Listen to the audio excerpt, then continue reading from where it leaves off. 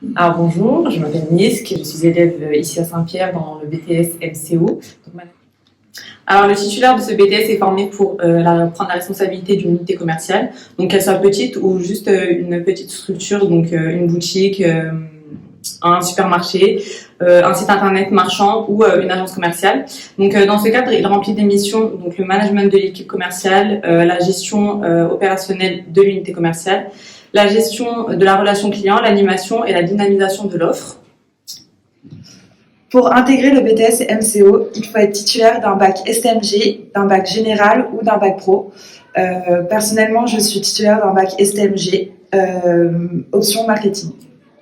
Pour intégrer le BTS MCO, il y a plusieurs attendus. Donc, disposer de compétences relationnelles propres au métier des services et de la relation client.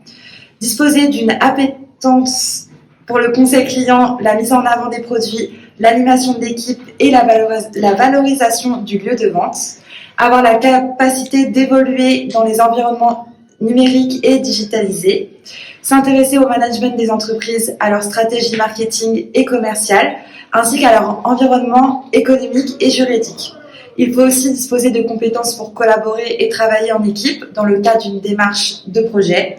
Et enfin, disposer de capacités d'organisation et d'autonomie.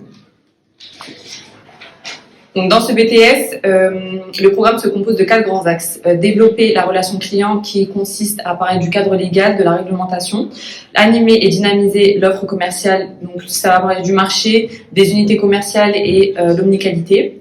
Assurer la gestion opérationnelle où on aborde les notions telles que le cycle d'exploitation, les documents commerciaux et les opérations de règlement. Et pour finir, le management de l'équipe commerciale où on parlera du recrutement, de la formation et de l'animation de l'équipe commerciale.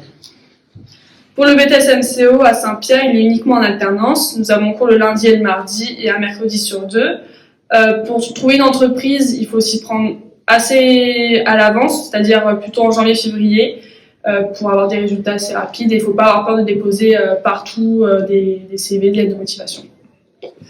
À la suite du BTS, nous pouvons intégrer des entreprises de distribution de secteurs alimentaires ou spécialisés, des unités commerciales d'entreprises de production, des entreprises de commerce électronique, des entreprises de prestation de services comme l'assurance, l'immobilier ou les banques, et des associations à but lucratif dont l'objet repose sur la distribution de produits ou de services.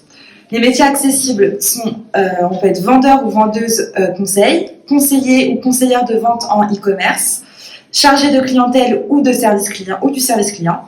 On peut être manager adjoint et seconde rayon. Le BTS a pour objectif l'insertion professionnelle, mais avec un très bon dossier et une mention à l'examen.